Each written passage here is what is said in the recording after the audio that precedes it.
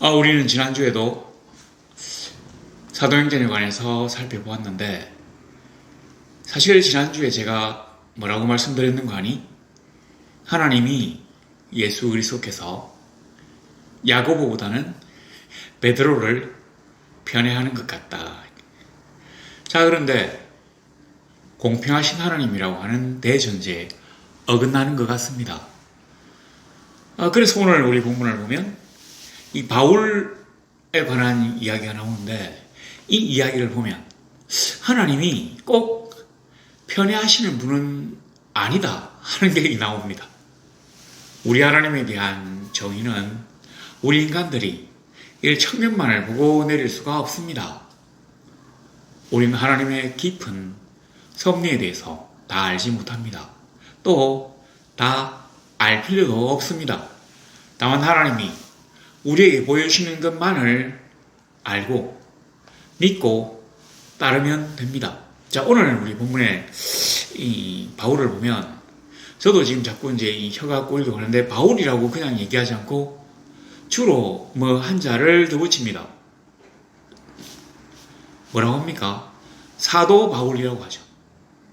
그러니까 우리가 사도 베드로라고는 안 하고 그냥 베드로라고 하는데, 사도 야고보라고 하는 그냥 야고보라고 하는데, 마태라고 하지 사도 마태라고 하지 않는데, 이 바울만은 항상 사도 바울이라고 합니다. 왜 이 사도 바울이라고 하는 거 아니? 사실은 이분이, 그러니까 이 사도 바울이 자기가 자기 입으로 예수 그리스도의 사도된 나 바울은 이런 식으로 항상 자기가 사도라는 것을 강조했기 때문에, 아마 이게 우리 이 목사들의 입에 익어가지고 자기도 모르게 바울이라고 하지 않고 사도 바울이라고 했던 것 같습니다. 근데 이제 옛날에는 참 여기에 대해서 말이 많았어요. 보면 이제 사도라는 게 예수 그리스도로부터 직접 이 땅에 복음을 전하도록 보냄을 받은 자라는 뜻이죠. 그러니까 보냄을 받은 자, 이제 이게 사도인데, 실제로 우리 예수님의 12제자를, 그러니까 마띠아를 끼워가지고 12사도라고 합니다. 자, 그런데 실제로 이 바울은 주님을 직접 만나지 못했어요. 주께서 성천하시고 난 다음에 예수교에 입문했기 때문에 사도가 아니다, 이렇게 얘기합니다. 근데 또 어떤 분들은, 자, 이분이 다메섹 도상에서 예수 그리스도를 만나가지고 자기의 죄를 사함받고 또 이방인에 대한 전도의 사명을 받았기 때문에 사도다, 이렇게 얘기하기도 합니다. 근데 또 다른 분들은 이렇게 얘기합니다. 그 당시 예수님의 제자 12사도라는 게 이제 굉장한 어떤 특별한 명칭인데, 그 사도 말고도 신약 시대에 들어와가지고 교회를 설립한 자, 그러니까 고린도 교회, 고린도 지역 안에 있는 아무개의 집, 아무개의 집, 이런 어떤 집들을 총괄하는 고린도 교회, 빌라델비아 교회, 하여튼 이런 교회를 설립한 사람들을 사도라고 한다고 하는 학설들이 굉장히 많아졌습니다. 실제로 우리가 보면 바나바와 바울에 대해서도 사도라고 하는 성경 구절이 있어요. 14장에 보면 14장 1절에 보세요. 이에 이고니온에서 두 사도가 함께 유대인 회당에 들어가 말하니, 이제 바나바하고 바울을 갖다가 성경에서는 사도라고 얘기했거든요. 그러니까 바울만이 아니라 바나바도 사도라는 거죠.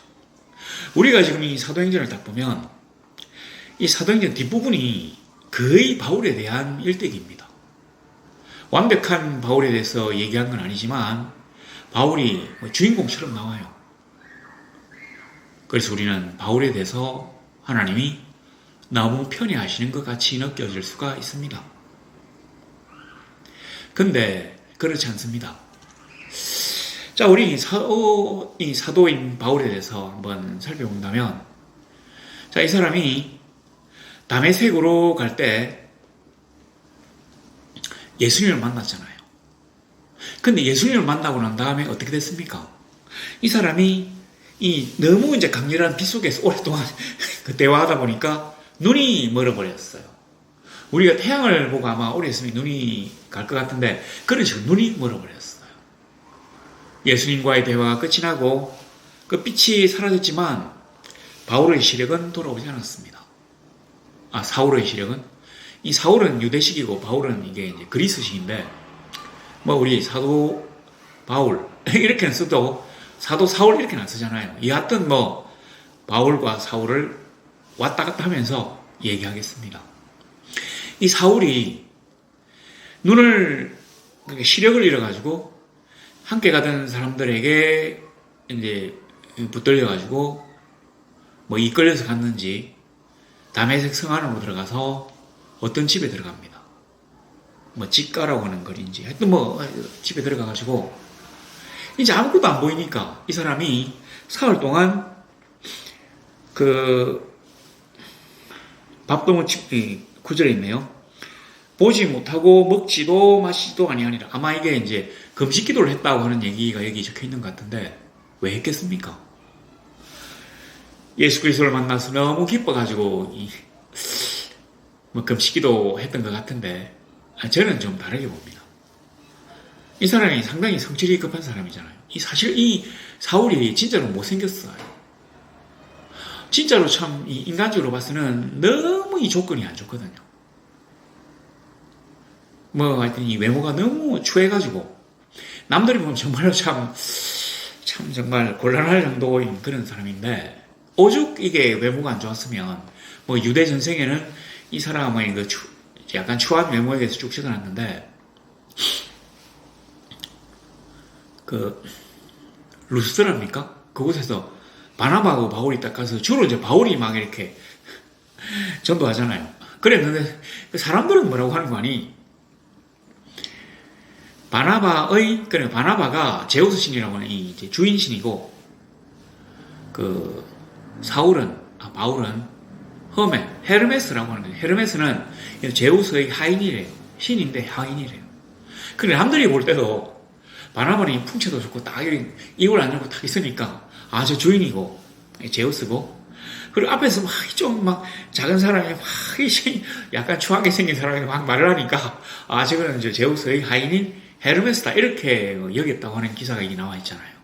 그 정도로 이 바울이 외모로는 좀 많이 좀 떨어지는 사람입니다. 뭐 가말리엘 문화가 그 당시에 우리로 치면 뭐 좀 괜찮은 대학이었던 것 같은데 막 큰 소리를 쳐도 너무 이 외모가 안 좋아요. 자, 그랬는데 그게 중요한 게 아니라 하나님이 그렇게 유명한 대사도가 된 사울에게 어떻게 하셨는지가 여기 나와 있습니다. 이 눈이 3일 동안 떠여지지 않았습니다. 활발하던 사람들이 자기가 이 맹렬하게 어떤 신념을 가지고 일을 하던 사람이 눈이 안 보이니까 얼마나 억장이 무너지겠어요. 자, 우리가 이걸 한번 생각해 볼 수가 있습니다.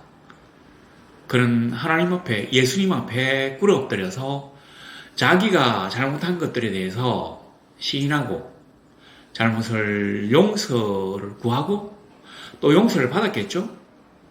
그러니까 예수께서 그에게 이방인을 위한 사도로 임명을 하셨겠죠. 보내심을 받았으니까 사도라고 했다 합시다. 자, 그랬으면 그가 이제까지 저지른 잘못에 대한 용서를 받았다면 그가 지금 이렇게 눈이 어두워서는 안 될 것 같습니다. 그런데 이 사람은 지금 3일 동안 이 시력을 잃고는 아무것도 할 수가 없어요. 그래서 아마 절망 중에 낭망 중에 할 수 있는 게 기도밖에 없었기 때문에 기도하고 있었던 모양입니다. 사실은 우리도 잘 모르지만 몸이 1000냥이면 눈이 900냥이라고 이 눈이 엄청나게 중요하잖아요. 이걸 갖다가 제대로 이게 이제 제대로 기능하지 않는다면 사람이 정말 생활하기 어려울 겁니다. 하나님이 그에게 왜 이렇게 그 시력을 잃는 일을 겪게 하셨는가? 저는 이게 사울이 저지른 죄에 대한 하나님의 징벌, 그러니까 죄의 대가라고 생각합니다. 오늘 제가 드리고 싶은 말씀이 바로 이거예요. 우리가 이 세상에 살면서 우리가 뭐 알고도 죄를 짓고 모르고도 죄를 짓고 우리 교회에서 기도하면 보통 대표기도 할 때 이러잖아요. 하나님 아버지 우리가 알고도 지은 죄 모르고도 지은 죄를 용서해 주시고 이러는데 어쨌든 간에 누구는 그런 식으로 얘기하면 큰일 난다는데 저는 그렇게까지 말씀드리고 싶진 않고 자 이런 죄에 대한 대가를 치러야 된다고 하는 거죠. 우리가 하나님께 우리의 죄를 용서함 받으면 그게 우리가 죄를 저지르지 않은 게 되는 게 아닙니다. 죄는 저지른 거예요. 이거는 우리가 과거로 회개하기 전에는 바꿀 수가 없는 명백한 사실입니다. 그러나 우리가 하나님께 우리의 죄가를 내어놓고 용서를 빌고 용서를 받는다면 회개하고 새 사람이 된다면 하나님은 우리에게 어떤 처벌도 안 한다는 얘기가 아니라 우리가 견딜 수 있는 처벌을 가하고 또 우리에게 바르게 살아서 하나님을 위하여 우리 주 예수 그리스도를 위하여 공을 세울 수 있는 그러니까 하나님과 한편이 되어서 하나님의 일을 감당할 수 있는 기회를 준다고 하는 게 바로 이 용서입니다. 바깥 어두운 데로 내어보내가지고 슬피 울며 이를 갈더라도 절대 간섭하지 않고 포기해버린다는 게 아니라 끝까지 우리를 간섭해가지고 함께 하나님과 한편이 되어서 우리가 되어서 하나님의 길을 갈 수 있도록 해준다는 것, 그 도상에 도로 세워준다는 게 바로 용서라는 것이에요. 그러니까 우리는 이 사울이 너무 많이 나와가지고 그렇게 나쁜 짓을 했는데 하나님이 사울에게 너무 큰 은혜를 베푸시는구나. 다시 말해서 하나님이 사울을 너무 편애하시는구나. 이렇게 생각하지만 아닙니다. 실제로 근데 이 3일 동안 하고 눈이 뜨면 그걸로 끝인 것 같은데 그렇지 않아요.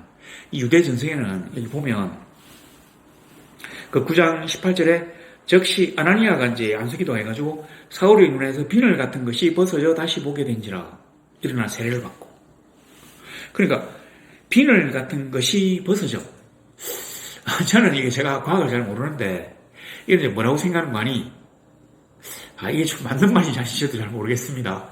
좀 엉터리같이 들려도 용서하십시오. 그러니까 이게 타가지고 눈에 각막 껍질이 타가지고 이게 벗겨진 거라고 생각해요. 한 3일 정도 있었으니까 껍질이 벗겨질 만도 안 하겠습니다. 이 탄 게. 유대 전생에 하면 이 바울이 그 일생 동안 병이 참 많았는데 안질이 있었대요.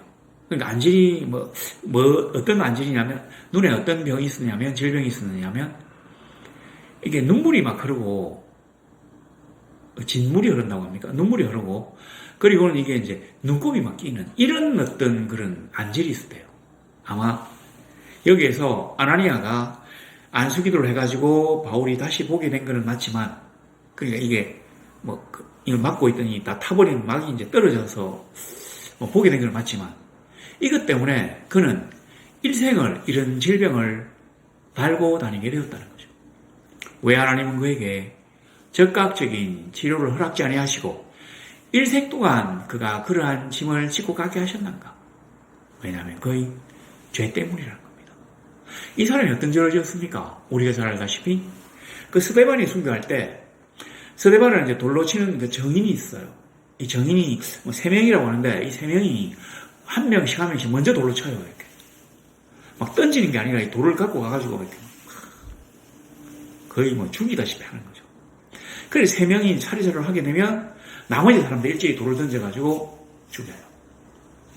자, 그랬는데 그때 이게 이제 긴 겉옷 이런 거를 걸치고 이렇게 하니까 이게 아마 피도 묻을 수 있고 좀 거추장스럽기 때문에 이 정인들이 겉옷을 벗어가지고 이 사울의 발 앞에 놔뒀거든요.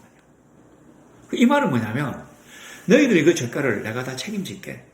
내가 너희들의 이 행위에 동참할게 이런 말입니다. 그러니까 이 땅에서 순교자의 피가 하늘에 호소할 때 그 범인 중에 한 명이 바로 사울이 되었다는 것이죠.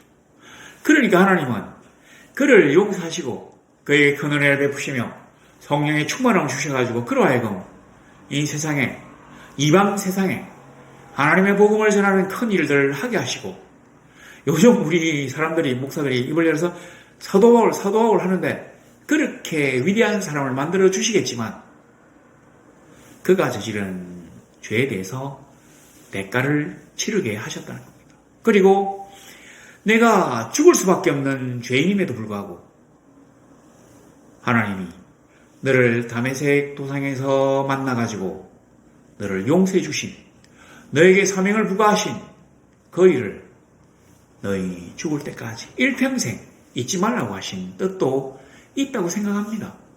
이 사람이 이제 그런 거 말고도 보면 7장인가? 여기 보니까 그러니까 사람들을 갖다가 잡아가지고 여기 보니까 8장 3절 있네요. 사울이 교회를 잔멸할 새 각 집에 들어가 남녀를 끌어다가 옥에 넣느니라. 이 사람이 그런 짓 참 많이 해요. 7장에도 그런 게 있는데, 여하튼 이 사람이 각 집에 들어가가지고 기독교인들을 잡아가지고 투옥을 시켜요. 감옥에. 그러니까 자기가 집어넣을 수 있는 그런 권한이 없겠죠. 없으니까 아마 집어넣을 수 있는 사람에게 인계를 하는 거죠. 예수쟁이를 잡아왔습니다. 기독교 이단들을 잡아왔습니다. 근데 여기 남녀를 잡아갔다고 했잖아요. 그러니까 보통은 유대에서는 사실 여자는 약간 좀 봐주는 편입니다. 그러니까 죄를 저지르면 남편만 잡아가지고 여자는 좀 봐줘요. 근데 이 사람은 남녀를 그냥 막 잡아가는 거예요. 이런 아주 사악한 일. 그러니까 이 박해를 이 사람이 시작한 거죠. 직접 실무를 담당했으니까. 보세요. 내 친구는 너 때문에 잡혀가지고 감옥에 가가지고 죽었는지 살았는지 어디에 노비가 됐는지 노예가 됐는지 모르는데 너는 지금 사도라는 이름으로 기독교 지도자로 군림하면서 떵떵거리고 있구나. 온갖 영예를 다 받고 있구나. 그게 하나님의 공평이냐. 이렇게 얘기하는 걸 방지하시기 위해서 하나님은 그에게 벌을 주시는 겁니다. 실제로 이 사람이 잘 보면 다메섹 도상에서 회심하고 난 다음에 가가지고 보니까 20절, 19절과 20절 보세요. 여기 좀 글을 이상하게 써놨는데, 음식을 먹음에 강건하여지니라고 사울이 다메섹에 있는 제자들과 함께 며칠 있었에, 여기 빨간 점을 찍어놨는데, 보통 성경은 원문은 이 빨간 점을 찍어놓은 데부터 시작합니다. 여기에 이제 한 두루마리예요. 여기가 제대로 된 성경이죠. 그러니까 이 사울이부터 22절까지가 하는데, 여기 보니까 어떻습니까? 다메섹에 있는 제자들 보니까 자기가 잡으러 갔던 다메섹에 있는 기독교인들과 함께 며칠 있었어요. 왜냐하면 이제 기독교인들 사이에 굉장히 좀 센세이셔널? 하여튼 굉장히 큰 반향을 일으키는 거죠. 우리를 잡으러 오던 그 악독한 사람이 예수님을 만나서 거꾸로 잡단다. 그러니까 다는 아니라도 그걸 알고 있는 사람들이 같이 있습니다. 그리고 난 다음에 적시록과 회당에서 예수가 하나님의 아들이심을 전파하니 20절. 이게 어떻게 됐겠습니까? 보통 이 다메섹에 다마스커스, 지금 시리아의 수도인데 이 다메섹에 유대 회당이 한 30개 정도가 있었대요. 그러니까 유대인들이 아직 많이 있다는 얘기입니다. 이 사람이 이제 대제사장의 공문을 가지고 다메섹이라는 곳에 가서 기독교인들을 마구잡이로 잡아낼 수가 없어요. 여기는 유대가 아니니까. 여기는 이제 다른 땅이니까 그럴 권리가 없는데 뭐를 믿고 갔느냐 하면 회당이 많고 유대인들이 많다는 걸 믿고는 그러니까 이 기독교인들을 불법적인 방법으로 납치를 해서 잡아가지고 끌고 가려고 이제 했다는 겁니다. 그런데 그거의 연장선상으로 회당에 가가지고 얘기를 해요. 사람들은 사울이 어떤 얘기를 할지가 기대가 됩니다. 왜냐하면 가서 이 예수 이단을 박멸시키자. 그리고 여기 있는 벌레 같은 예수쟁이들을 잡아가지고 박멸시키자. 이런 얘기를 할 줄 알았는데 갑자기 딱 와서 뭐라고 한 거니? 우리가 죽인 그 예수가 하나님의 아들이다라는 얘기를 하니까 사람들이 정말 깜짝 놀랐어요. 아니 뭐야 이 사람. 그래서 21절에 보면 듣는 사람이 다 놀라 말하되 22절에 보니까 사울은 힘을 더어 예수를 그리스도라 정언하여 다메섹에 사는 유대인들을 당혹하게 하니라. 이게 이제 저번 성경하고 이번 성경이 좀 바뀌었는데 저번 성경 본문에는 마치 바울의 말이 그 유대인들을 갖다 압도한 것처럼 적혀 있었는데 그 얘기가 아니라 당혹하게, 이거보다 조금 더 안 좋은 거. 사람들이 깜짝 놀란 거죠. 당황했다? 아니면 황당했다? 당혹? 이게 좋은 말입니다. 그러니까 그런 식으로 얘기할 줄 알았는데 와가지고는 예수가 하나님의 아들이다 이런 식으로 얘기하고 그리고 막 계속 이렇게 막 그러니까 이제 이 듣는 사람들, 이 유대인 청중들은 뭐라고 하겠습니까? 말도 안 된다고 막 내려오라고 그렇게 하겠죠. 그러니까 끝까지 뭐 왜 그런지를 얘기합니다. 성경 몇 장 몇 절에 보면 있잖아. 그게 뭐 이런 식으로 얘기하니까 사람들이 너무 당황했다는 거죠. 22절이에요. 근데 23절에 여러 날이 지나면 유대인들이 사울 죽이기를 공모하더니 사실은요 22절과 23절 사이에 기간이 좀 그럽니다. 여러 날이 지나면 성경도 여러 날이 지나면이라고 적혀있는데 여러 날이라고 해서 며칠이 지났다는 얘기가 아닙니다. 사실은 3년이 지났어요. 실제로 이제 이 사울이 자기가 생각할 때는 뭐 외모는 좀 안 돼도 진짜 똑똑했던가 봐요. 말도 잘하고. 그러니까 내가 이 사람이 바리새인이거든요, 사울이. 이 성경 구절을 쫙 짚어가지고 이게 바로 예수를 증거하는 거라고 얘기하면 틀림없이 뭔가 반향이 있을 거다, 회당에서. 이랬는데 실패했어. 이게 말이 그냥 튕겨나가고 사람들이 막 화만복도들은 거죠. 이 당혹이란 말이 아마 그런 뜻인 모양입니다. 화만복도 저게 도대체 말이야, 이렇게. 그래서 이 사울이 어떤 식으로 이제 생각하게 되었느냐면 내가 육신의 지식과 이 혀의 언변 가지고만 예수 그리스도를 증거해내기가 어렵구나. 뭐냐? 영성이 있어야 되겠다.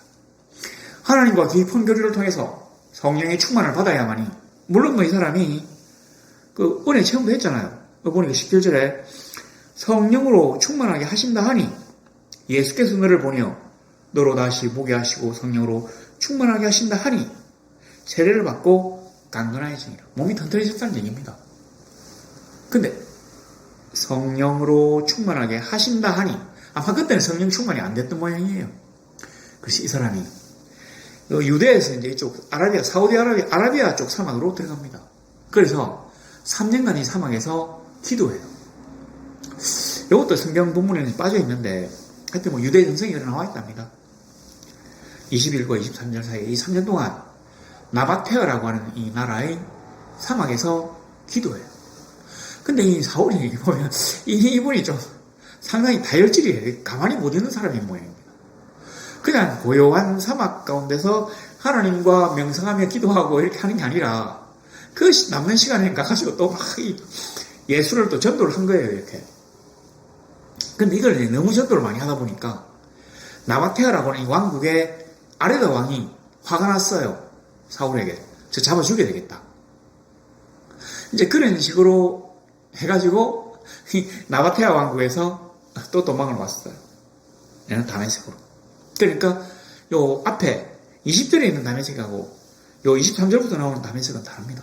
다시 이제 다메섹으로 와가지고 있는데 23절에 보세요. 여러 날이 지나매 유대인들이 사울 죽이기를 공모하더니 그 계교가 사울에게 알려지니라. 그를 죽이려고 밤낮으로 성문까지 지키거늘 그의 제자들이 밤에 사울을 광주리에 담아 성벽에서 달아내리니라. 그러니까 유대인들이 이 막 사울이 계속 막 헛소리를 하니까 자기들 들을 때는 말도 안 되는 소리만 하니까 화만 막 치밀어 올라가지고 죽여야 되겠다. 그때 우리가 아라비아 사막으로 도망가는 바람에 못 죽이고 나왔는데 이게 아직 정신을 못 차렸는데 죽이자. 자, 다메섹 성안에서는 유대인들이 사울을 죽이려고 합니다. 그럼 성 밖으로 가면 되잖아요. 그랬는데 성문 앞에는 누가 있느냐면 아레다 왕의 신하들이 지키고 있어요. 그리고 이제 이 나바테오라고 하는 이 왕국이 우리 잘 아는 나라입니다. 어떤 나라냐면 그 뭡니까? 그 유명한 영화 있잖아요. 그 뭐 이상한 사람 나와서 이렇게 채찍 들고 막 이렇게 하면서 아니 그 뭐야 막 보물 찾으러 다니는 그 사람 있잖아요. 미국 영화.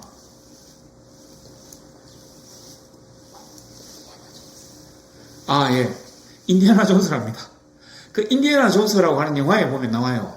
거기 보면 그 주인공이 막 그 노새를 타고 이 바위 계곡 사이를 막 뚫고 가거든요. 그러다 보면 거대한 광장이 나오면서 그 앞에 이 바위산을 쪼개가지고 막 궁전도 만들고 그런 게 나오잖아요. 바로 그걸 만든 나라가 이 나바테아라고 하는 왕국인데, 그 당시 이제 로마가 유대나 막 이 다메섹 이까지를 이제 전부 다 장악하고 지중해 세계를 일통을 했는데, 아마 이 나바테아까지는 정복을 못한 모양입니다.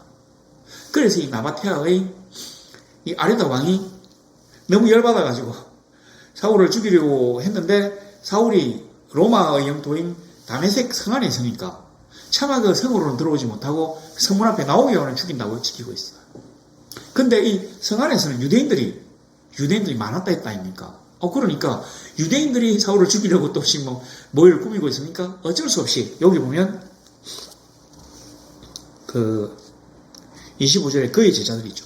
앞에 제자는 예수 그리스도의 제자, 성도를 말한 다음에 여기 제자는 진짜 이 사울의 제자입니다. 사울이 조금 성장했어요. 그래서 뭔가 이름이 좀 커졌어요. 제자들이 조금 있는 모양입니다. 그래서 이 제자들이 광주리에 담아가지고 아마 그 당시 성벽 위에 뭐 이렇게 집도 있었던 모양인데 거기 이제 덜창으로 이렇게 쭉 내려보냈죠. 성문 앞에는 저기 아레다 왕의 신하들이 지키고 이 병사들이 지키고 있으니까 성문을 못 나가고 성벽을 갖다가 광주리를 타고 내려와서 도망합니다. 자, 한번 생각을 해보세요.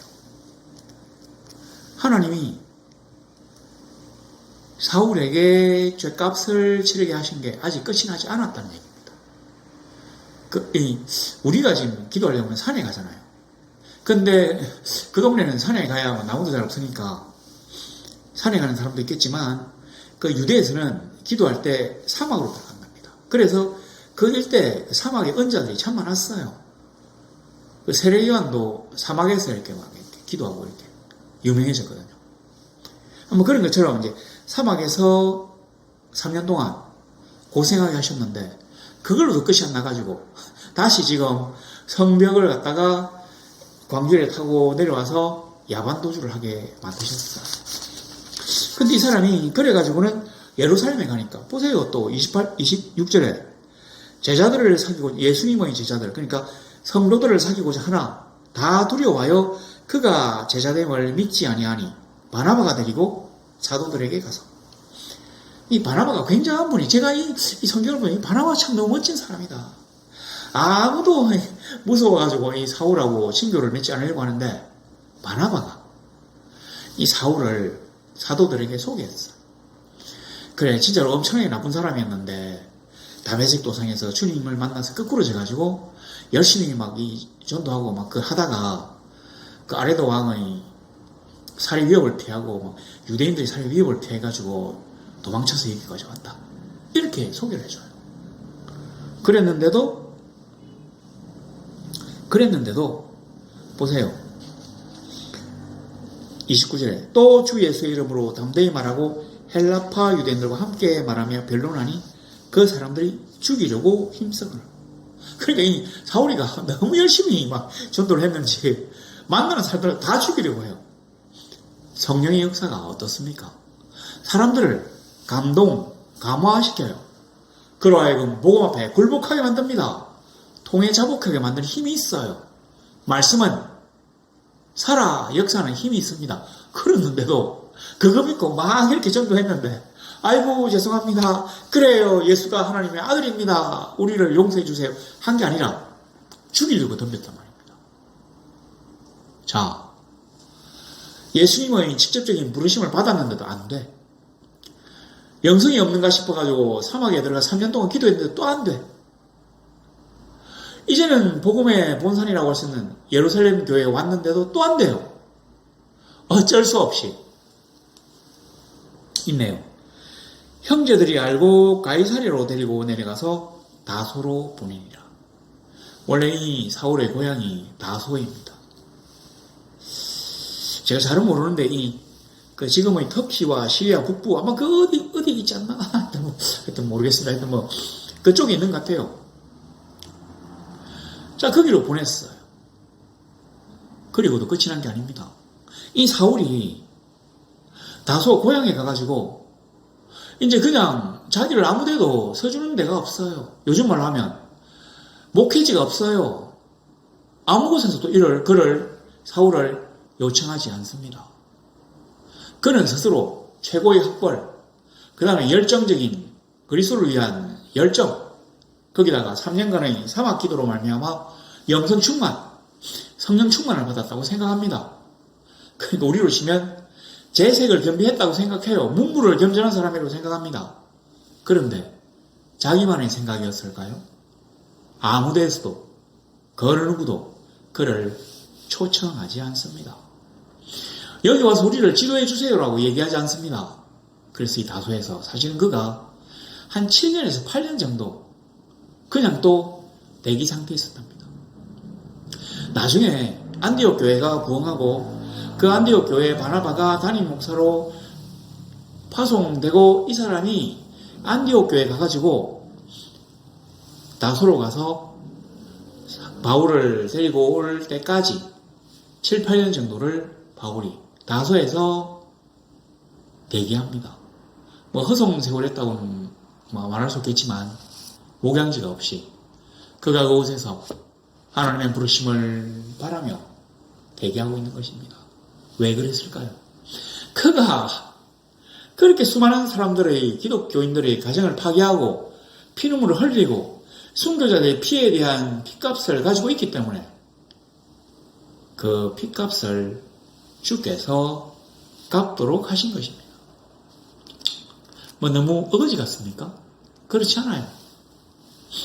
사실은 또 유대전선, 오늘 그 성경 본문도 있지만 유대전선 얘기 많이 나오는데 그런 거 따지면 바울이 아주 유명한 사람이었던 모양입니다.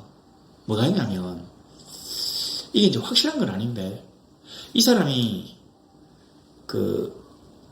독신이었잖아요. 근데 그냥 처음부터 독신, 노총각이 아니라 유부남이었대요. 그랬는데 여기 이 사람이 유대교에서 그러니까 바리새인에서 기독교로 개종을 딱 하는 바람에 자기 아내와 이혼이 됐답니다. 그러니까 그 유대인들에게는 종교가 다르면 그러니까 유대교에서는 다른 종교로 이 종교가 다르면 이혼할 수 있었어요. 그래서 아마 이혼이 됐다고 하는 그런 게 있어요.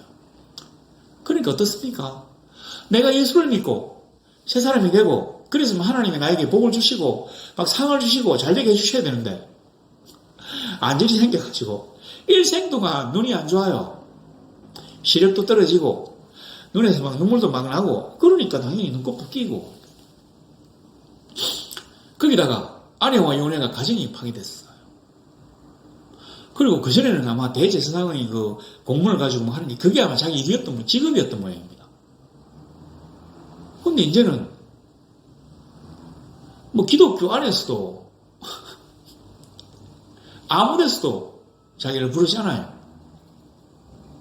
죽을 고생하면서 3년 동안 사망해서 기도했는데 그리고도 쉬지 않고 전도했는데 먹히지도 않습니다.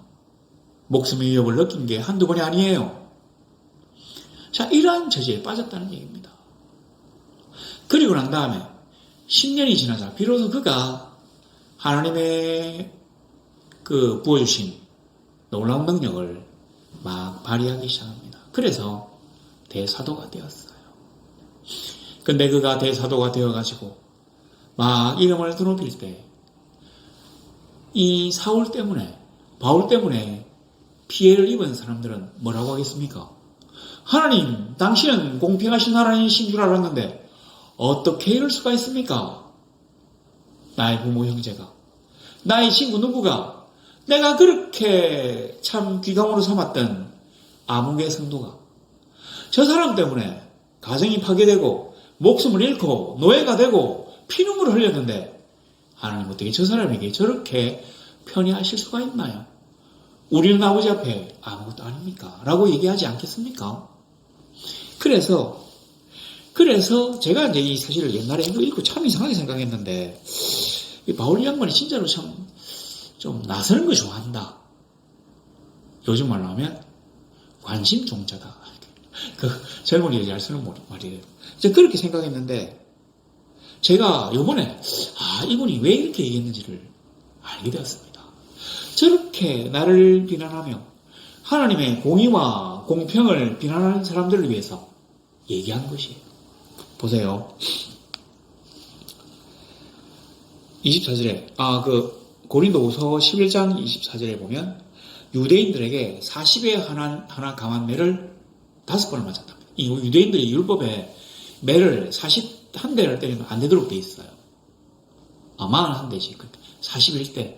41대를 때리면 안 되도록 되어 있어요. 그러니까 41대를 때릴까 싶어가지고 유대인들은 습관적으로 39대를 때리도록 되어 있습니다. 그러니까 뭐 하나 실수해도 40대니까 율법을 어기지 않잖아요. 그래서 40에서 하나 감한 매를 때립니다. 요거를 5번을 맞았대요. 그리고 태장을 3번을 맞았대요. 그리고 1번 돌로 맞고. 우리 기억하시죠? 스데반이 순교할 때 돌멩이 맞아가지고 죽을 때 사울이가 그 핏값을 나에게 돌리세요 하면서 이 옷을 갖다 맡아 있었거든. 그러니까 하나님이 그래 너 당해봐라 해가지고는 순교할 때 또 이 돌멩이 맞아가지고 사람들은 바울이 죽었는 줄 알고 성 밖에 던져놨대요.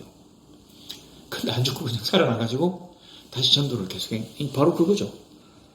1번 돌로 맞고 3번 파손하고 배가 파손해가지고 일주일을 깊은 바다에서 지냈고 또 있습니다. 뭐 강의 위험과 강도의 위험과 동적 이거 강도의 위험 뭐 또 이런 거는 성경에 나와 있지도 않잖아요.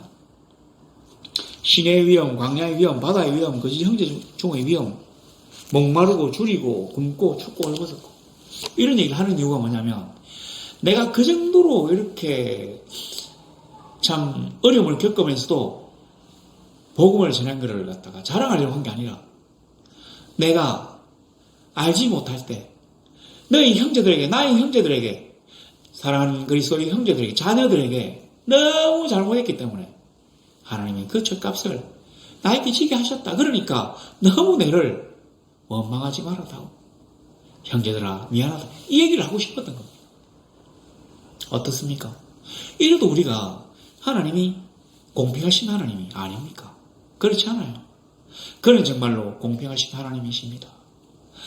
그가 나설 때 하나님은 그에게 오래 참게 하셨어요. 왜냐하면 그가 지은 죄가 있거든요. 너는 그러니까 맨 처음에 그 다메섹 도상에서 거꾸로 지고 난 다음에 하나님은 그에게 무기형을 선고하신 거라고 보면 됩니다.